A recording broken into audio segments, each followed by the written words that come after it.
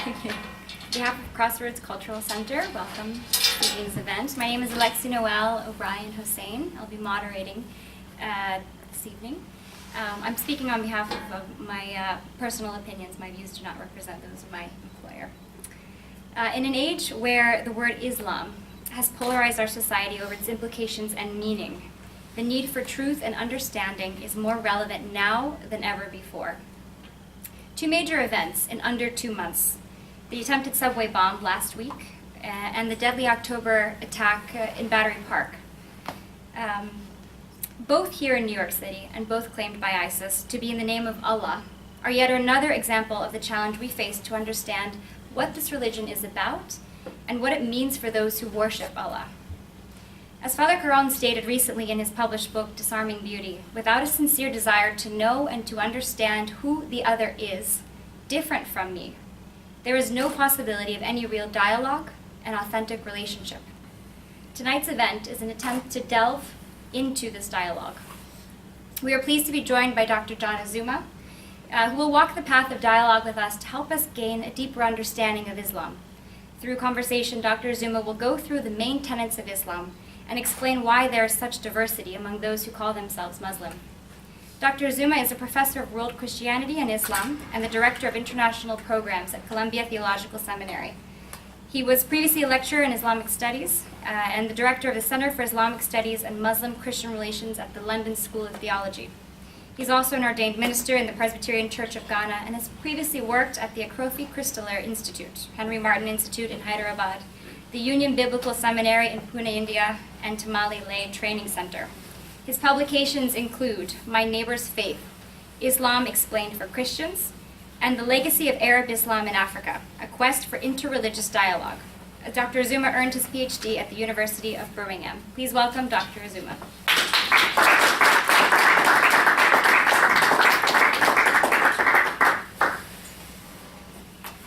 Good evening. Good evening. I was warned about the traffic in New York, but I didn't take it literally until I was stuck in it. But I'm here, I made it here. We had a crazy time in Atlanta today with all the flight cancellations, so I was really very nervous that I might not be able to make it. But here I am, so I'm glad that it's worked out, and I'm here. Thank you, Alexi-Noelle, for the introduction. And thank you for pronouncing Akrofi Christaler so well. I was so impressed with that. Yeah. By way of just adding a little bit of myself, I come from Ghana, and I come from Muslim background. My parents are Muslim. My dad is passed on now, and so is my mom.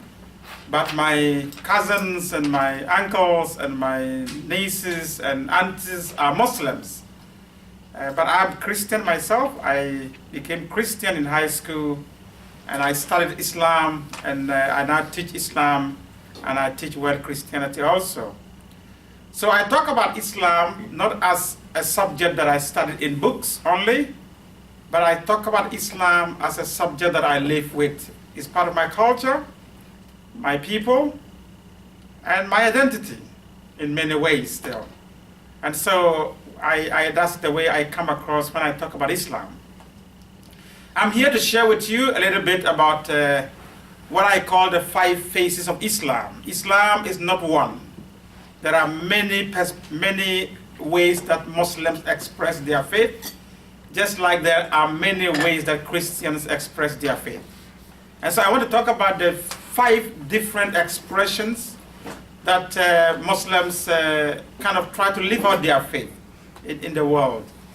This is my own I made it up myself because I tried to teach Islam to Western students, and it was very hard to teach Islam to Western students because Western students tend to think in boxes.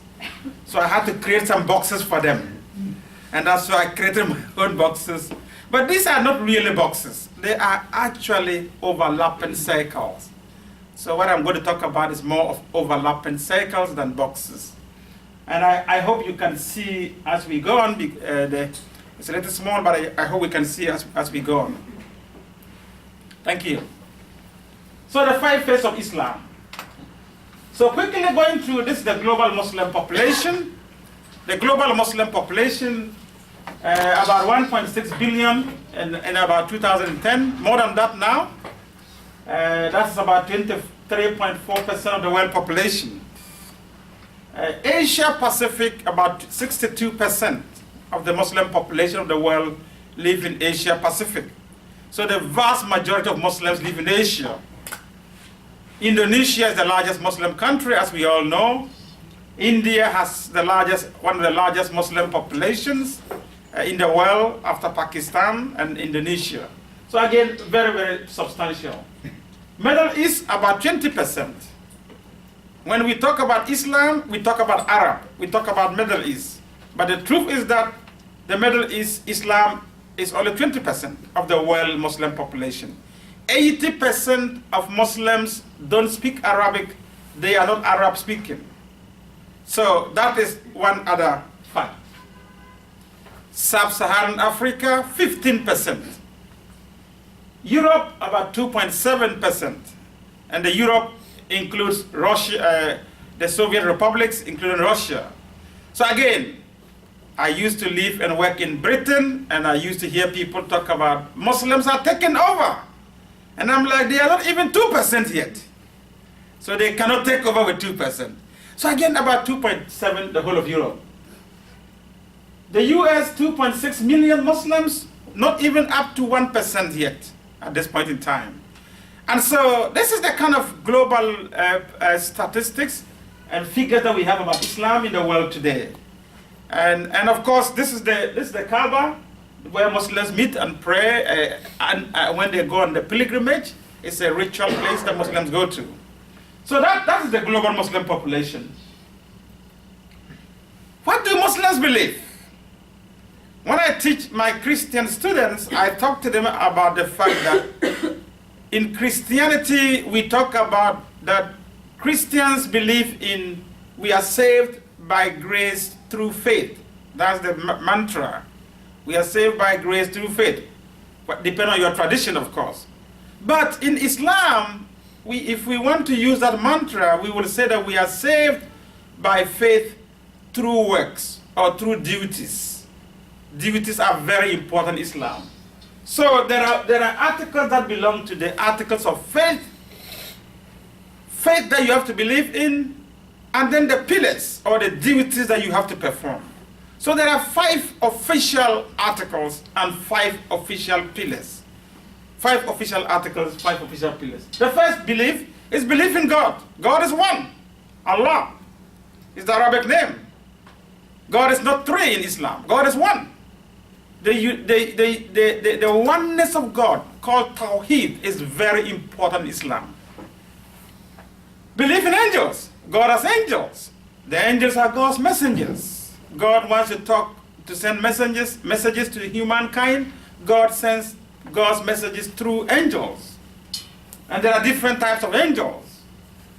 Believe in prophets. The prophets speak to angels. And the angels speak to prophets, and the prophets send the message to humankind. Jesus is a prophet in Islam. Muhammad is the last prophet. Very, very important. Jesus is a prophet of Islam. Muslims honor Jesus. The only woman mentioned in the Quran is Mary, the mother of Jesus. So Muslims honor Jesus. Believe in scripture, because the prophets come with scripture. And all scripture are inspired, the Quran says, including the Gospels. Of course, when you go into what constitutes the Gospel, it's another question. Believe in the last day.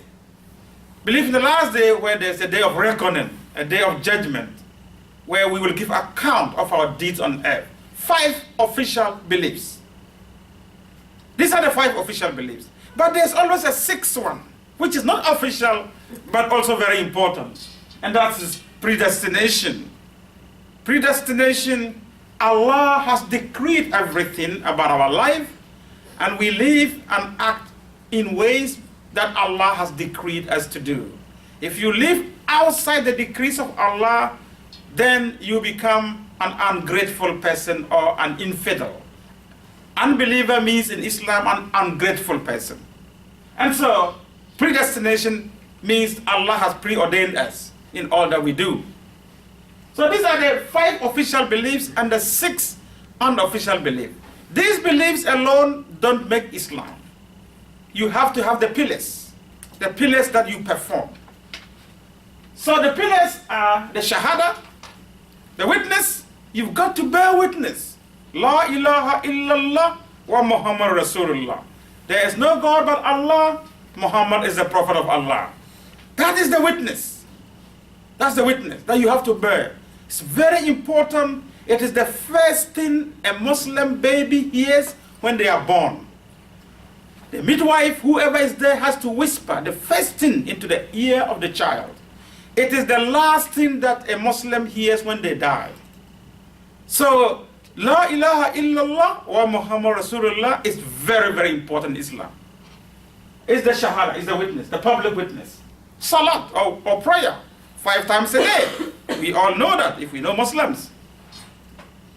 And you pray towards Mecca. You say your prayers in Arabic. You recite the Quran in Arabic.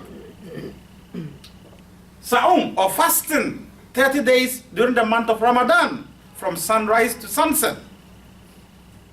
Well, not really sunrise. When the sun rises, you can fast again. You fast before sunrise, so it's dawn, from dawn to dusk. Zakat or almsgiving. Almsgiving. You give to help the poor and the needy in the community. And then, of course, the pilgrimage. If you can, once in your lifetime, at least once in your lifetime, you go to Mecca. That's the pilgrimage. These are the 5 official pillars. So you have the 5 beliefs that stand on 5 pillars. But again, there's a 6th pillar. Not official, but very important. The 6th pillar is jihad, or struggle. Struggle in the path of Allah. Struggle, there are 3 different types of jihad. The first jihad is jihad of your heart. The jihad that you struggle against the sin in you, the evil in you. That is your personal struggle. That's your personal jihad. Very important jihad. The second jihad is jihad that you speak out against evil. You see evil, you say something. You speak out against evil. That is jihad.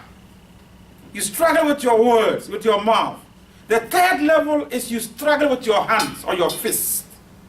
That is physical jihad. That's where warfare comes in. Physical jihad, where you have to stop evil, if need be, by force. That's the third level of jihad. So there are 3 levels of jihad.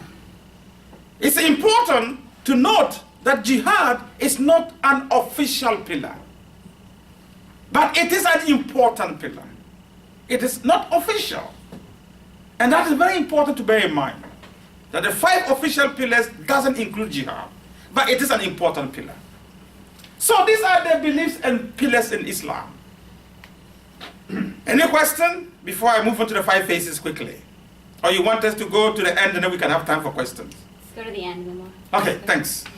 So, so there we are. So I came up with my own 5 phases of Islam along the lines of the 5 beliefs and 5 pillars. So what are my 5 phases? The 5 phases is what I call the missionary phase, the mystical phase, the political phase, the militant phase, and the progressive phase. The 5 different ways that Muslims express themselves. If I go about talking about Sunni, Shia, Ahmadi, Baha'i, all of those different, it just confuses my students. And so, all of these phases, you can find all the different groups in Islam that express them in different degrees. So I want us to go through the different phases very quickly. The missionary phase. Islam is missionary. This guy is called Ahmed Deedat. Ahmed Deedat is a South African born Muslim of Indian origin. He was one of the missionaries of the last century of Islam. And Islam is the second missionary religion after Christianity. It is one of the religions that tries and goes out to make converts for itself. And Islam never took mission seriously until the 19th, 18th, 19th century, when Christian missionaries went out to the world and started to evangelize Muslims. That is when Muslims also started to take missionary work seriously. It is a very missionary religion, and the Islamic preaching is just not about calling Islam to Christianity, calling people to Islam. It includes anti-Christian polemics. And I tell my students, if you want to understand the dynamic, the relationship between Islam and Christianity, you have to understand the relationship between Judaism and Christianity. There is a lot of anti-Jewish, anti-Judaism teaching in the New Testament. And the Jews do this, and the Jews say that, and the Jews. So you have that kind of polemic in the New Testament against Jews and Judaism. The same thing in the Quran, you find a lot of polemic against Christianity and Judaism together. Islam came 700 years after Christianity. And so Islam has a lot to say about Christian beliefs and Christian practices, most of which is very critical, sometimes very belligerent, and sometimes very hostile. So Islam is a missionary religion. It tries to project a rational and attractive face of Islam. Muslim missionaries try to make converts.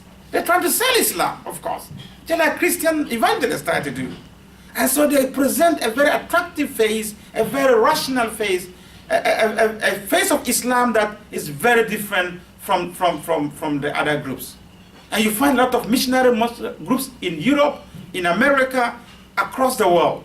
And they are trying to evangelize people who are not Muslims to become Muslims. So the missionary face of Islam is very, very important. It picked up speed in the 1980s when Saudi Arabia and other Muslim countries discovered oil. And so Muslim missionary activity was bankrolled by a lot of Gulf money. And it still happens today that Muslim missions is part of the national budget of many Muslim states. And so it's a missionary religion. Some of the largest mosques that are built in America, North America here and in Europe is funded by Saudi money. So it is a missionary endeavor. You come to Africa, you find a lot of missionary work. So Islam is a missionary religion. And there are a lot of individual missionaries, a lot of missionary organizations also. So Islam is a missionary religion. What do we do as Christians? What should Christian response be? I tell my students, well, I love a quote from William Barclay. There are some Christian groups who go out to attack Islam. Their mission is to destroy Islamic belief, is to sow doubt in the minds of Muslims. So you go back and you go out and you attack Muslims' beliefs also. I don't subscribe to that. I have my own perspectives on that. But this is what William Barclay says. He says that more people have been brought into the church by the kindness of real Christian love than by all the theological arguments in the world. And more people have been driven from the church by the hardness and ugliness of so-called Christians than by all the doubts in the world. In other words, you can't win people by arguments. If you really want to win people to your side, it's not necessarily through arguments. In many cases, you can win the argument and you lose the person. And so arguments don't work in Africa, where I come from. It's about your human relationship. It's about how you conduct yourself with people. That's how you bring people to yourselves. Not about going out to demonstrate how unreasonable, how violent Islam is, or how bad Islam is. That is not my duty. I don't see that as a winning approach at all, I tell my students. And I tell my students in Africa, it's like going out to court a girl, a young girl to marry. And the first thing you tell the girl is, hey, look at me. Look at how wonderful my family is. And look at how horrible your family is. Look at how horrible your daddy is. Look how terrible your mommy is. I'm like, how many young girls are you going to get to marry with that approach? It doesn't work that way. And so going out to attack people's beliefs and people's faith and what is close to their heart doesn't work. Not in Africa. So Islam is a missionary religion. How Christians respond it's up to Christians. Different Christian groups have different responses. The mystical phase of Islam. That's the second phase. Islam is a mystical religion.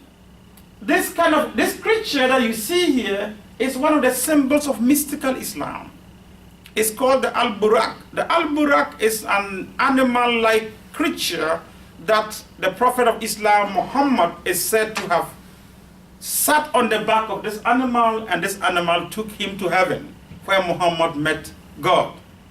And so it is the spiritual, the mystical Islam is kind of patterned along that kind of spiritual journey that Muhammad took. So for the mystical Muslims, Islam is a spiritual journey that you take towards your Creator. You take and you go back to your Creator. It's a spiritual journey. It's not legalistic. It's not political. It's not about do's and don'ts. It's about how you conduct yourself spiritually. So for mystical Islam, it was inspired also by Christian mysticism, and it projects the spiritual and charismatic phase of Islam. It doesn't put a lot of emphasis on scripture or on law. It doesn't. It's always about the inner meaning, the deeper meaning, the spiritual meaning. That is what mystics go up for in Islam. It takes the supernatural seriously. It believes in miracles. It talks about dreams, visions, exorcism, visitation to shrines, spiritual exercises. It believes in music and the chanting and poetry. Chanting and poetry very, very important in mystical Islam. The Islamic mystics are not the greatest of friends of the militants. As you know, the militants don't like the mystics at all. They are always one of their favorite targets wherever they go. They want to always target them first and destroy them. They don't believe that they are Muslims. Mystical Islam, however, forms one of the majority. If we talk about the vast majority of Muslims in Africa, in Asia in particular, I will say 80–90% of Muslims follow this phase of Islam. It's the mystical phase, in different forms and shades and forms that they follow the mystical Islam. So mystical Islam is very, very important. I call the mystical Muslims charismatic Muslims. If you like, charismatic Christians. So they're charismatic Muslims. They do things that other Muslims don't do. Singing, chanting, poetry, sometimes dancing. They have all kinds of exercises they go through that other Muslims don't do. They still do their 5 prayers. They do all those things. And they do this as extra. So mystical Muslims is very important. Rumi is one of the greatest names. He's called the Shakespeare of the East. Rumi is one of the greatest mystical poets, the Muslim poets that we've had. So it is one of the phases of Islam that appeals to the West, that is appealing to the West. I know many Caucasian friends of mine who have become Muslim because of the mystical phase, because of, if you like, the philosophical mysticism in Islam that they feel very attracted to. So that's the second phase, the mystical phase. The third phase, well, before we get to the third phase, what do we do with the mystical phase? One of my frustrations with Christians in the West, and I have studied in the West myself, I teach in the West, is the lack of appreciation for the supernatural. At least in my Protestant circles. There's a very little appreciation for the supernatural. Religion or Christianity has become a head trip. It has become an intellectual, cerebral kind of exercise. The mystique, the spiritual is always kind of explained away and dismissed. You talk about dreams and visions in Christianity in the West, and if you don't take time, they will call 911. There's something wrong with you. So we don't take those seriously. But this is what one Christian scholar said about the supernatural in Christianity. He says to read the Gospels is to make the intimate acquaintance of demons and demonic forces. Precious little is left of the New Testament after we purge all mentions of angels, demons, and spirits. short of healing and miracle of cures, the four Gospels will be a slim pamphlet for the earliest followers of Jesus and presumably for Jesus himself. Healing, exorcism, and were essential components of his proclamation. You take away the supernatural, miracles, dreams, visions from the New Testament, you have very little left. So what do we do with them? How do we engage those ones? That's the question.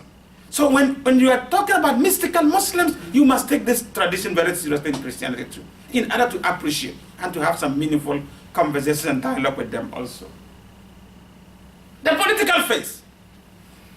The political phase of Islam is a very important phase. It's like communism. It is like radical or zealous secularism. We have very zealous secularism in our Western societies nowadays, and it seeks to dominate the public sphere. It seeks to push aside all other worldviews into the private sphere. You can't say prayers in public schools. You can't do this in that. You can't have this in the public sphere has been cleaned of any religious phenomena, because the secular religion is taken over the public sphere. That is how political Islam is. It's very radical. It seeks to own the public sphere. You can have your religion, but in private. You can have your beliefs, but in private. You can't own the public sphere. So that you have minorities in Muslim countries, you have minorities in some of the Islamic states. Yeah, they can live, they can practice their faith, but under serious restrictions and discriminations. So it's very much like that. That's political Islam. Political Islam seeks not to convert individuals. Political Islam seeks to convert institutions and systems. It seeks to enforce the Islamic law, the Sharia. That is political Islam's drive. So that you find that it projects the political face of Islam. For the political Muslims, Islam is about politics. It's an ideology. Islam is a flag. It's a flag. So that you don't go about talking about prayer. They say you can't change the world through prayer and sermons alone. You want to change the world, you have to attack political power. You have to assume authority in the world. That's the only way to change the systems. So they talk about political Islam, it's political phase of Islam. And they do everything to achieve that. Their hallmarks is the beard and the hijab. You see, the Muslim with the beard, they are not militants. For them, the hallmark of a good Muslim is to wear a good beard. And the women is to have the hijab. The two symbols that you see of political Muslims are mainly these two that you find. They are not militants. They seek to bring about change of the systems through political means. That's what they do. That's what they want to do. Because they believe Islam is the solution. This guy that you see here is called Said Qutb, Egyptian. He came to the United States to study in the late 40s, early 50s. He came and did his master's here somewhere in North Carolina, I think. He came here as a secular-minded Muslim. Said Qutb left here very radicalized, very disenchanted with Western society, especially with America. Very, very disappointed in American society. Because he said he came thinking America was Christian. And he came and he was confronted with promiscuity, with sexual permissiveness and immorality. He was like, this is not the Christian society I was expected to see. So Said Qutb left here radicalized, went back to Egypt. He became the father, the modern founder of political Islam. His writings led to Al-Qaeda. And it spins off from there. Political Islam is just a step away from militant Islam. They talk about jihad. Said Qutb's writings are all about jihad and the militant jihad. That you've got to change society, if need be, by force, by use of force. You see. So, the Islamic State, Sharia, these are the things that they seek to achieve. Said Qutb himself was, of course, killed in the 1960s He was hanged by the Egyptian government at the time, but he has had an impact. His direct student became what is his name? Ayman al-Zawahiri, the number 2 in command of Al-Qaeda. So this is political Islam. You have Islamic states, you're talking about Sudan, you're talking about Saudi Arabia, you're talking about Iran, you're talking about some aspects of Pakistan where they try to enforce very large corpus of the Sharia law. These are some of the manifestations of the Sharia of Islamic State that we find in the world. Saudi Arabia is one of the countries that promoted political Islam in the last 4 or 5 decades, very aggressively. The Wahhabi Islam is what we call the political Islam, Islamism, or what they call Salafi Islam, Salafism. It's that kind of, that's the political Islam. So that's political Islam. Talking about Sharia, let us support for Sharia in Muslim countries. This was done by Pew Research. And you see that South Asia is a lot of support for Sharia there. Southeast Asia, Middle East, North Africa, Sub-Saharan Africa. A lot of this among Muslim public. They have a strong belief that Sharia is what should be the law of the land. So the political Muslims, the ideological Muslims are tapping into that. They are tapping into that. Stoning as punishment for idolatry, again, very, very substantial support you find. So when they talk about Sharia, they are talking about the criminal part of Sharia that they want to implement. Because Sharia means everything in Islam. But when they emphasize Sharia, they talk about the criminal part. As I said, it's just a step away from militant Islam. So you now have militant Islam, which normally, most often grows out of political Islam. It grows out of ideology. It's a spin-off from ideological Islam. Because the militants, they attend these schools, these madrasas, and they hear all these wonderful things about an Islamic society, which is the perfect society. And they hear preachers talk about the fact that the use of violence is necessary. That can be used at the right time. And you've got young minds, young blood sitting in the room, and they don't have the patience to wait. So they want to bring about the change now. If need be, through use of violence. So you find there's always a spin-off from political Islam and ideological Islam. So you have the militant Islam. They seek to achieve political ends through the use of violence and warfare. Of course, we know the examples. Al-Qaeda, ISIS, Boko Haram, you name them. Al-Shabaab in East Africa. They take a literal read of the Quran and they draw inspiration from other Islamic texts and romanticize history. And they're flouting the laws of jihad.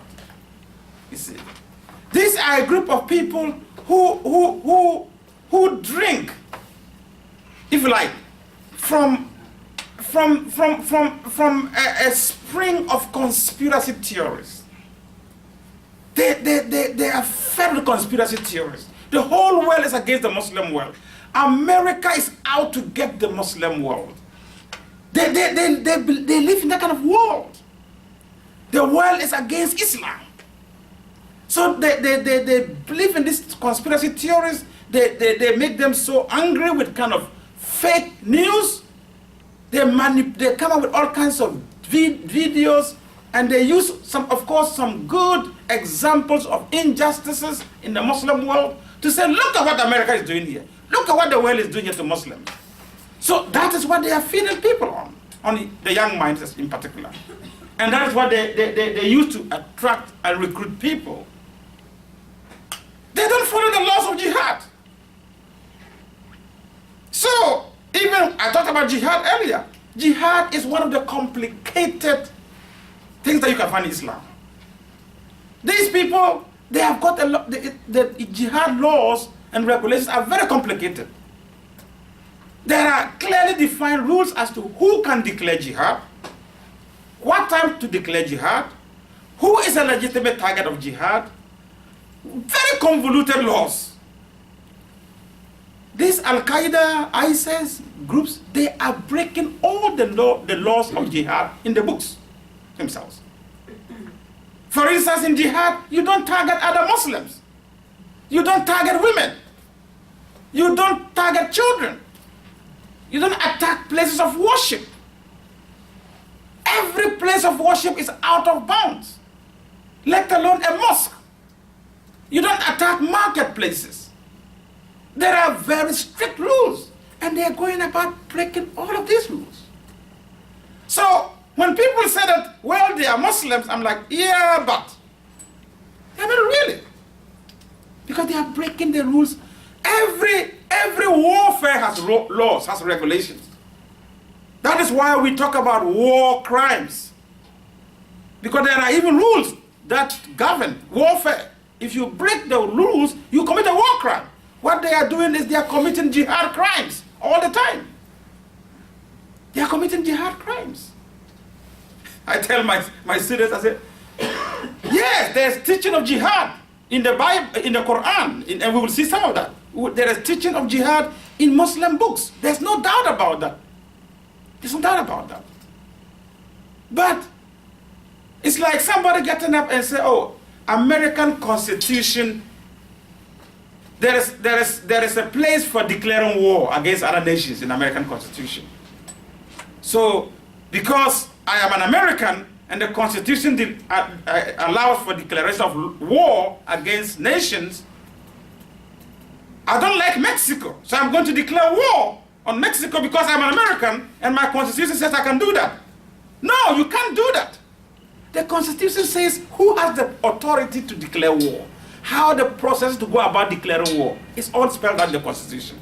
So you don't just get up and say because you're a Muslim, because you can read the text, therefore you can declare jihad. You can't do that. So they are breaking every rule in the book of jihad. And I want to make that emphatically clear. So, militant Islam, they are the extremists. Definitely. In my experience in America, if you want to look at those who are attracted to militant Islam, you've got to look at people who are attracted to white supremacy groups. There are people who are psychologically disturbed. They are full of anger and hate and fear. They feel like the world is against them. White people are an endangered species. That's what they are taught. So they get scared. And everybody becomes a target. That's what the militants are taught. That's how their minds are twisted. You see. So you find that in every society. You find people like that in every society. Faces of jihad, as I thought, this is in the Quran. So you have called to the way of thy Lord with wisdom. That's the peaceful, non-confrontational nature of Islam. And then you have the defensive phase. Fight in the cause of Allah those who fight you. That's also in the Quran. So what you have one phase of the Quran, no fight, just call people peacefully to Islam. There's a second phase, if people fight you, fight them back. Defensive. And then there's a third level, which declares an all-out war on people who don't believe Islam. So you've got those phases of jihad in the Quran.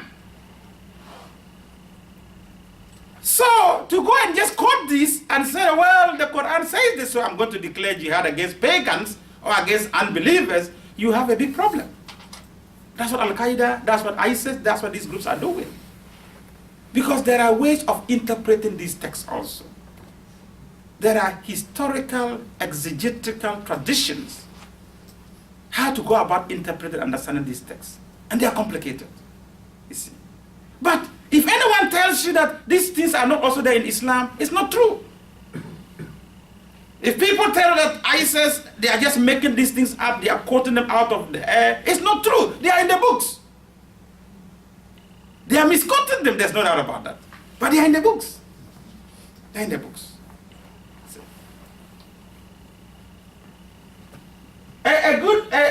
One very prominent French Muslim scholar called Kamal Daoud wrote about ISIS. ISIS, the name for ISIS in Arabic is Daesh. They call them Daesh in the Arabic. So this is what he says about ISIS. He was comparing ISIS to Saudi Arabia. He says, he talks about black Daesh and white Daesh. He says, black Daesh, white Daesh.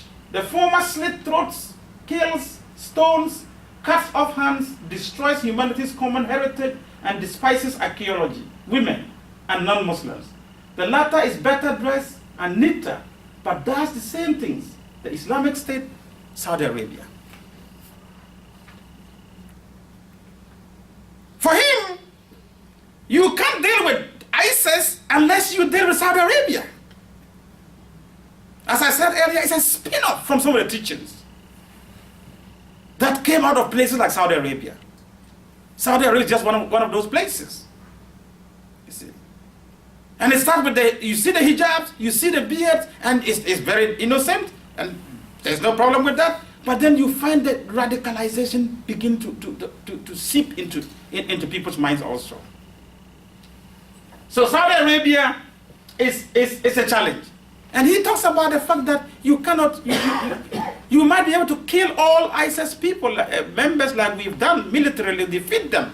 But unless and until you deal with the ISIS ideology in Saudi Arabia, you've not done anything. Thankfully, it seems there's a new young regime in Saudi Arabia which is coming to this realization. And they are now beginning to aggressively deal with it. You see.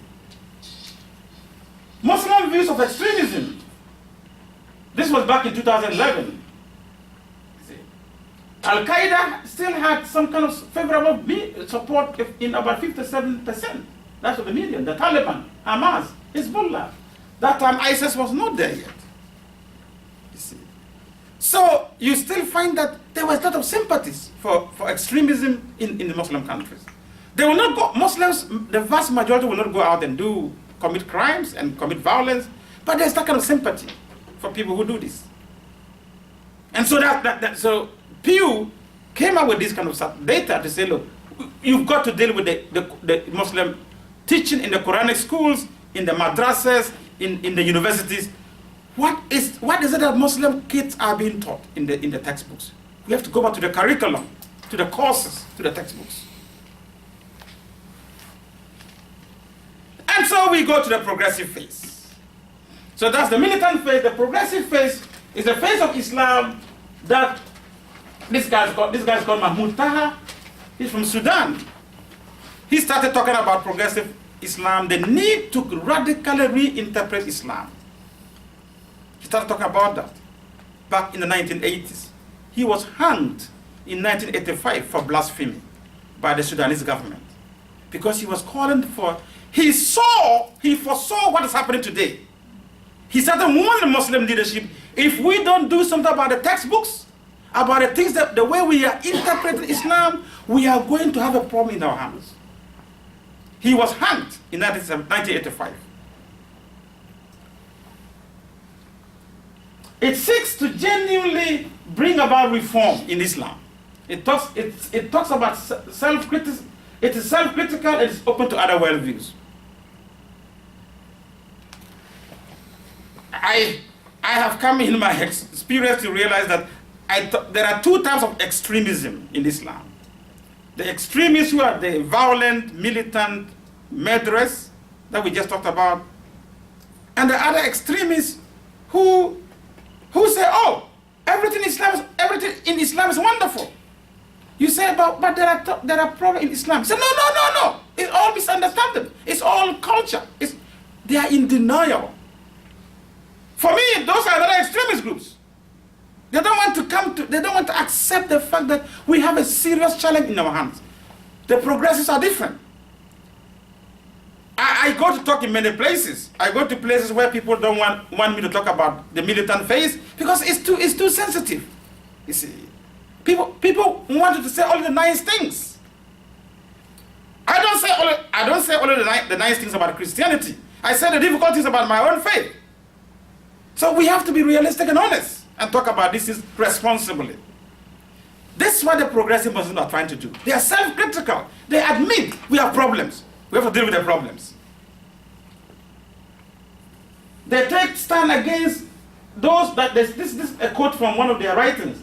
We take a stand against those whose God is a vengeful monster in the sky, issuing death decrees against the Muslim and the non-Muslim alike.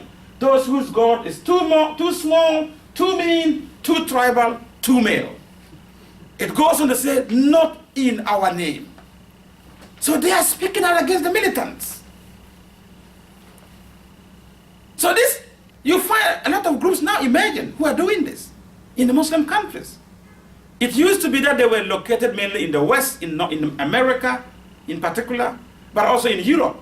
But now you can find them in Muslim countries who are speaking out.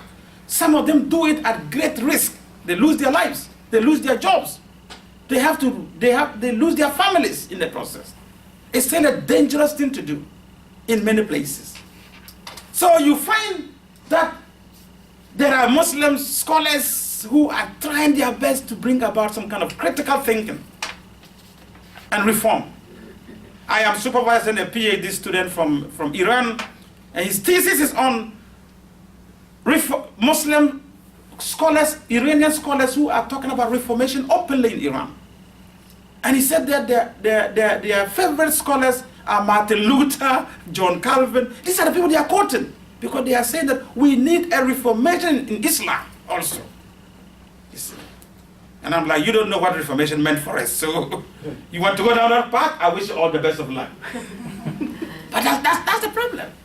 They feel like there's something that something radical needs to happen in Islam. So those are the 5 phases of Islam. This is my 6th phase. The human phase. Islam is not just about systems. It's not just about beliefs and practices. It's about people. It's about people who are created in the image of God. It's about people. This is what one South African Muslim scholar said. He said, no one has seen Islam in its transparent glory to really judge it. What we see are Muslims. Good Muslims and bad Muslims. Just Muslims and unjust Muslims. Muslims who are oppressors, racists, bigots, misogynists, and criminals. As well as Muslims who are compassionate, liberators, who aspire for justice and equity. If we take the word Muslim out and put Christian there, will it still read well? I bet it does. We have good and bad Christians. Muslims are human beings. If there's anything that binds all of us together, is that we are all sinful. We are part of fallen humanity. That's what makes us human. Muslims are created in the image of God. They are people.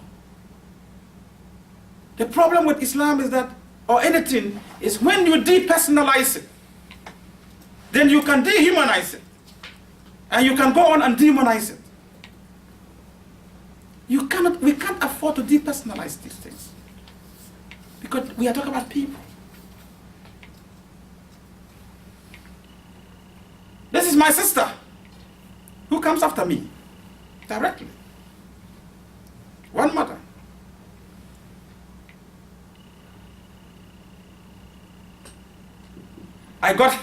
My Muslim uncle paid for my own theological education. For 3 years, my Muslim uncle paid. 2 years ago, I got a call from her. And she said to me, I want to go to Mecca. I want to go on pilgrimage this year. I have gathered my small money. I'm able to get all the things I need. I am left with the plane fare. I'm left with the airfare to go to Mecca. So I need help from you. I had to get money to buy her plane ticket from Ghana to Mecca and back. She's my sister. It's a family. It's people. It's relatives, relations. If my Muslim uncle pays for my theological education, I cannot, in all good conscience, not pay for her to go to Mecca. So when I talk about Islam and talk about Muslims, I don't think about ISIS. I don't think about immigrants. I don't think about illegal immigrants. I don't think about Al-Qaeda. I'm thinking about my sister, my cousins, my nephews, for whom Islam is part of their identity. These are the 5 faces of Islam with my extra 6 face. God bless you all. It's a 2-pronged question. So you walked us through these 5 phases of Islam and mentioned this a couple of times, and it's always struck me about Islam how widely interpreted it is. So the Islam that is practiced in Saudi Arabia is far different from the Islam that's practiced in Istanbul, Turkey, for example. And the way that the Muslims live their lives are on both ends of the spectrum. What do you make of this? Is this a problem? Is this a problem when you have a religion that on one end is militant and on the other end is progressive? And you have a group of people who, no pun intended, hijack the religion for violent reasons. And you have Muslims on the other, the progressive end, saying, this is not the Islam that we believe. So contrasting that with Christianity, in particular Catholicism, right? You go to Mass anywhere in the world, it's the same words, it's the same practice. So how much of it is a problem that this religion is so much up to interpretation? The second prong of that question is that this is also a faceless religion. Allah is faceless. You go into a mosque, you don't see the face of Allah. You see the Arabic writing. Who is he? Who is Allah? Or she. Or she. And what is the relationship between God and followers of Islam? Thank you. Well, as far as your first question is concerned, for many Muslims,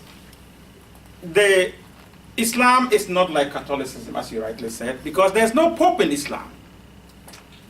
There's no Vatican in Islam. All that I have talked about, who has the authority in Islam to say, this is the way, this is the doctrine, this is the belief that everyone should follow? We don't have it in Islam. Is that a good thing? Is that a bad thing? It's up to interpretation. It depends on who you ask. For many people, they see it as that's the source of challenge for Muslims. That kind of loss of authority. There's no central authority in Islam. Saudi Arabia has the 2 holiest sites in Islam of Medina and Mecca.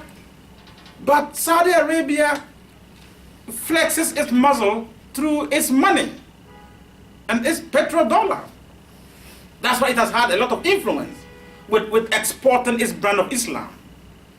But there are many Muslims that you talk to who also tell you that the fact that we don't have a Pope, we don't have a Vatican, is a good thing. It allows us to be able to express our faith in ways that we feel free to do it. Of course, then you have to deal with this militancy also. You have to deal with this danger of people taking their faith in all kinds of directions. So that is, in many places, you talk to Muslims, they will admit that that's a challenge they have. But some see it as a good challenge. Others see it as a real challenge, as a problem, how to deal with that. So you have put your finger on it, and I don't really have a good answer to it, except to acknowledge that it's a problem. One of the problems that we have in Islam today, as you rightly said, is the loss of authority. That has been backed up now in this. Even you look at Christianity today, a lot of Christianity in the West is now losing its hold on adherents because of the suspicion of authority, of institutions, of mainstream. People have become very suspicious of mainstream. People are increasingly becoming suspicious of authority. And so that is also seeping into the Muslim world. And that is where a lot of critical thinking is needed. And some Muslims are doing that as progressive scholars. Who is God? God is faceless. You are right. People ask me, one of my favorite questions I get when I speak about these things is, do Christians and Muslims worship the same God? I'm like, I've not met God yet, so I can't tell whether it's the same person. I said, but what I say is that I remember when I became a Christian from Muslim background, one of the questions that was asked me in the UK early on in my studies was, when you became a Christian from Islam, did you feel like you were switching gods? How did you feel? And I just said off the cuff, I said, well, For me, it felt like somebody who was watching an image on black and white television and now watching the same image in color television. I said, for me, that's how it felt to me. It wasn't a different image. It just made much more sense to me in this other faith. It came to me more intimately, more directly, more profoundly in this faith. That's how I felt.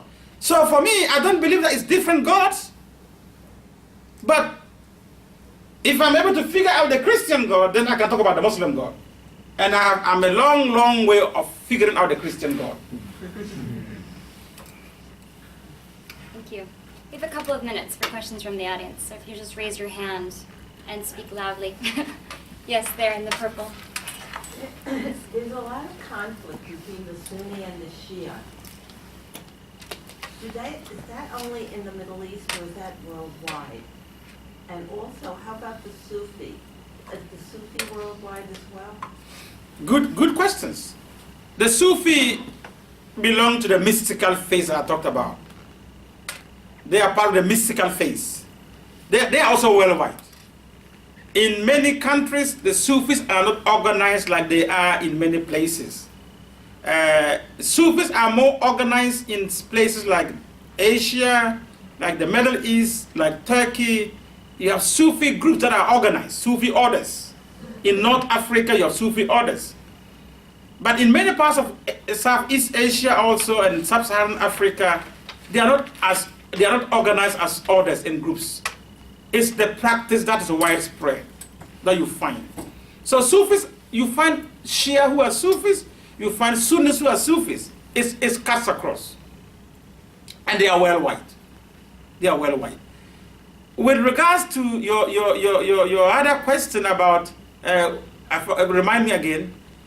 The conflict between The Sunni and the Shia. is it worldwide? Yes, the Sunni and the Shia conflict. Unfortunately, it is worldwide. It's not as violent as it is in the Middle East. But you find it even the violence also in Pakistan, where Shia mosques are being attacked violently in many places. It goes back to the beginning of Islam. It was a political conflict. It started as who was to succeed Muhammad after Muhammad died. That was the beginning of that conflict. That spilled out to become Shia-Sunni divide today. The Shia we have today, they supported a family member. A family member to succeed Muhammad. What we have today as Sunni, that group supported any good Muslim to succeed Muhammad. The Sunnis won at the time. The Sunni view won. The Sunnis make about 90% of the Muslim population. But it also took an ethnic racial dimension. The Persian group. Persians tended to support the Shia. And the Arabs supported Sunni. So it became a Persian-Arab conflict also. So you have all of that. So that's why it's more intense in the Middle East. The Middle East, one of the biggest challenges is the sectarianism. It's deeply entrenched. And any Western government that walks into that without proper wise counsel, you're going to get beaten. Right, just behind him, yeah. Thank you for the talk. Do you think that Islam is inherently more violent than Christianity can be? A lot of Christians will criticize Islam, saying that its founder, Muhammad, was a violent figure, was militant himself. Do you think Islam's ever going to shed that violent, militant face? Will it ever be more peaceful than other religions, for instance? Can it be? And not that violence is bad, but just it's a question. Yeah. Yeah, I've heard that, as you would guess, that many Christian experts on Islam will say Islam is inherently violent. The problem we have today is theological. It's deeply theological because Islam is inherently violent. I don't subscribe to that view. Because again, we talk about Muhammad being violent. There's no doubt that Muhammad conducted warfare. Muhammad engaged in warfare. There's no doubt about that. It's all in the books. The problem with Muhammad is that It's like what we even talk about in Christianity. What is the historical Muhammad and what is the fictional, mythical Muhammad? It's difficult to tell. And it may not even matter. Someone will say, but why should that matter? It matters because if you look at the 5 faces that I talked about, all of them talk about different parts of Muhammad. They make Muhammad their central character. They all quote the Quran. So you find Muhammad who was a Sufi, Muhammad who was a lover of women and respect of women, and someone who honored women, a liberator of women. You find Muhammad who was a progressive in his time, who moved Arab society. So the progressives are talking about that. And you find the Muhammad who conducted jihad, that the militants are subscribing to. So who is Muhammad? Just a quick question. Do Muslims believe that Muhammad did sin ever in his life? Muhammad is a human being. The official teaching about Muhammad is that he's a sinner. He's a prophet. He's a person. He's a human being. Muhammad is not deity. Muhammad is not divine. Of course, the popular belief is different from the theological, the teaching, the theology. The theology is clear. The Quran itself is very clear. Muhammad is a human being. He committed sins. It's in the Quran. But of course, when you go to the popular teaching, Muhammad has been, if you like, almost deified now. Especially in Sufism, where Muhammad is seen more as a divine figure, and those kinds of teachings also. So yeah, you find all of that, those kinds of shades. But again, for me, I think that Islam is not intrinsically violent. Islam hasn't moved on in terms of its exegesis and interpretation of its texts. That is where Islam is stuck. If Islam can get to be able to move on in that, Islam is not different from Christianity in that sense. If I talk to my students, I say, if you want to understand Islam today, think about Christianity in the 16th century, before the so-called Reformation. That is how Islam is. The text, the scripture is still very much in Arabic. I talked about that. In those days, the Bible was in Latin. Nobody could read the Bible unless you understood Latin. So only a few had access to the text. Today is the same thing in Islam. The Quran has to be studied in Arabic. And sort of those challenges. So Islam, if they're able to move on with exegesis, with new forms of interpretation, critical thinking, Islam can just move on and become like Christianity today too. I have a question about, well, I was reading about ISIS, for instance, and now they're inspired by Islamic prophecy. So I ask you, how much of that is shared within the Islamic community as far as prophecy about the end times, about the Ummah, about the house of peace and the house of war, about their eventual conflict, and about the house of peace being victorious? Is that shared? And a second question would be, you hear a lot about how Islamists, well, radical Islamists, are they're ignoring Islamic jurisprudence. What are their excuses for that? Are they really doing that? So those two questions. Yeah. Thanks. Yeah. Yes, they are ignoring it. And the reason why they are ignoring it, they have their reasons also. Their reasons are that these regulations are pragmatic. They are not necessarily hard and fixed. And that the enemy is the enemy. And whatever way you can hit the enemy, you hit the enemy. If you become a fifth column, you become an enemy. You may call yourself a Muslim, but if you don't espouse the Muslim cause and fight the Muslim cause, you become an enemy. So they declare you, they find ways of declaring you first an unbeliever. So they have what they call takfir. So takfir is like excommunication. They anathematize you, excommunicate you, then you become legally targetable, to use that term. You cannot be killed because you are no longer a Muslim, a believer. So that part of it is there. And yes, you are also right that, as I said, Muslim radicals are drawing from texts. They are drawing from Islamic history. And my friend there asked about Muhammad. They are drawing from Muhammad. Example. But what I tell people is that, you see, if we fix on only, and I have a lot of my Protestant Christian friends who love texts. And they go and they read the Quran and say, but the Quran says this, so it must be true. And I'm like, yes, but.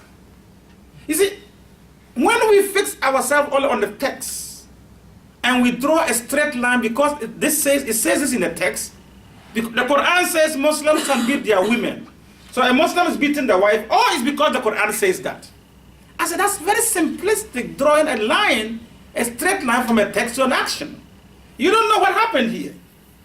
A lot of things go on here, not sometimes completely independent of the text. So to simply draw those kind of lines, they are doing it because the text is there, they are doing it because they are drawn. I find that very, very simplistic. The diagnosis is much more sophisticated and complicated than that.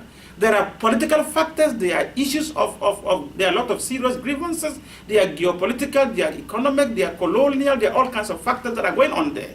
And therefore, to simply blame ISIS, and I have met many Muslim scholars who are so angry with the West, especially with America. And these are not radical scholars. These are scholars who are the progressive side. They are like, where was ISIS for 1400 years in Islamic history? Where was ISIS? ISIS came after the invasion of Iraq. So you don't come and create a problem and you tell and blame us to fix it. If ISIS, all these books we are talking about, they were all there before ISIS. So ISIS just didn't emerge because the books are there. ISIS emerged in the geopolitical, military context. And that is also has to be counted as one of the factors, and not just the text. The question about prophecy and how that's shared. Oh yeah, good. Yeah, and that's also there. What is happening with the prophecy? Very, very good point. That is what the radicals are using to recruit young minds. It's shared. It's in the text. But again, it's how these are understood and taught in the madrasas. And this is why that scholar was talking about rethinking what we are teaching to our young people. So the prophecies are there. If you kill, if you die in the jihad, you go to heaven and you get virgins. It's all true. It's in the text. At least that's how it has been taught. You see. But again, nobody was teaching those things and taking them literally until a group emerged and begin to take it literally. You see. So many of what is happening today in these texts, in these prophecies, people were just teaching them and thinking it just belongs to that age. And now they are like, okay, we have to sit up now to do critical thinking about some of these prophecies. And that's where the challenge is. Yes. In the blue, yes. Okay. What are Muslims' view on Jerusalem? I'm Catholic, and the Pope said that that land should be respected. Oh yes, of course. So what are Muslims' view towards Jerusalem, and how do they go about respecting Jerusalem? You remember the image I showed earlier about that creature that had the face of a human and the face of a donkey, goat, whatever it is? That is where Jerusalem comes in. The belief is that, in fact, when Muhammad started preaching, Muslims were asked to pray towards Jerusalem. So Jerusalem was the first prayer direction of Muslims. And then the scholarship shows that when Muhammad got to a later stage of his life, he came into contact with Jews, and he and Jews didn't get along. Why? Because Muhammad thought that he was preaching the same religion as Judaism and Christianity. And he met Jews and Christians, they were like, no, it's not the same. And so the pattern of ways came. And so he changed the direction of prayer from Jerusalem to Mecca. So that was the first interesting point. There was an interest already from the beginning to pray towards Jerusalem. But it was changed. And now it's Mecca, it's the Kaaba. The second one is the animal that I showed, the creature that I showed. That Muhammad sat on the back of that creature from Mecca, and the animal took Muhammad from Mecca to Jerusalem, and from Jerusalem, the animal took Muhammad to heaven. So Jerusalem becomes a very important point.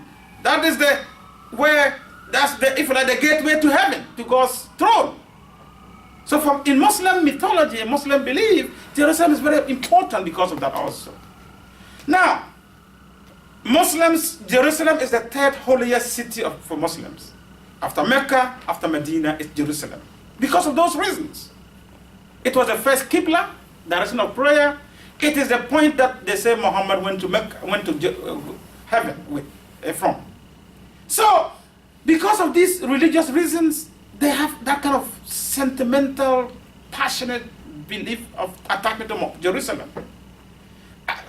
Me in particular, I tell my Christian friends, I say, look, I know Christians who dismiss the Zionist, Christian Zionist claims, and I'm one of those. I don't subscribe to that. But I say, if you dismiss the Christian Zionist claims and you dismiss the Jewish religious claims, you should also dismiss the Muslim religious claims on Jerusalem. Because these are all religious claims. You can't dismiss one religious claim and support another religious claim. So for me, I have questions about the Muslim claim on Jerusalem. What I have sympathies towards is the Palestinian claim. The Palestinians are people there who live there. They have been there all their lives. It's not about Islam. It's not about whether Muhammad went there to. I don't care about that. I don't believe in that. But I believe that there are people who have lived on that land. And they have nowhere else to go. They have a share. They should be able to live together. They should be able to live together in that. And when you talk about Jerusalem today, many people don't understand. Jerusalem is not, that's if you've been to Jerusalem, you see the whole city. It's just about 1 square mile. That's not the Jerusalem we're talking about now. We're talking about a Jerusalem that's expanded and occupied other lands also. So which Jerusalem are we talking about? So it becomes a complicated issue. You talk about Atlanta. You've got Atlanta, you've got Greater Atlanta. It's expanded. Jerusalem is no longer that kind of small Jerusalem. And that is where the issue is. So Christians in the West who talk about Jerusalem, we think about the Jerusalem in the Old Testament or the Bible. That is not the Jerusalem of today. The Jerusalem of today includes people's farms, people's homes, people's ancestral land that have been captured in wars. What do you do with that? I was in Jerusalem myself not too long ago, and I felt so sad for the Jews and for the Palestinians. I felt like these are two people who are living in prison. You see the wall, and they said, well, the Palestinians are living in prison, and that's true. But the Jews are living in prison too, because the wall is also there. And it's just tragic. How do we help these communities to get out of that? It's the challenge. Do you see now, you spoke about the progressive face of Islam as something different from the extremists who say there is no problem. Do you, and you said that they even risk their lives to talk in terms of a reforming of Islam. Do you see any serious possibility or any seeds of a movement that could really take root that's either ecumenical or is moving towards this kind of reform, or do you see it all kind of underground or it's too small to actually at this point make a difference? It actually started very small as anything else, but it's growing.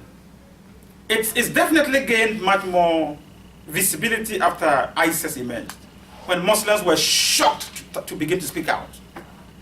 And they started speaking out much more and more openly across the world. So you now have movements in many places.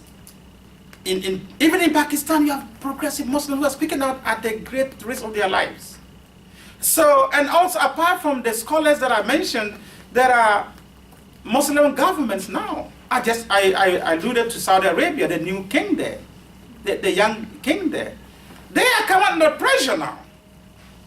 And they realize that, look, it has the whole idea of the anger in the radical camp towards the West, it always starts with anger towards them themselves. So Saudi Arabia, for instance, is a target of Al-Qaeda and ISIS. It's not just America. So they have created a monster that they don't know how to handle now. So even within Saudi Arabia, there are attempts now to reform. There are attempts in Egypt to reform. one of the oldest Islamic universities, Al-Azhar. It's in Cairo, it's in Egypt. It is the center of learning in the Islamic world.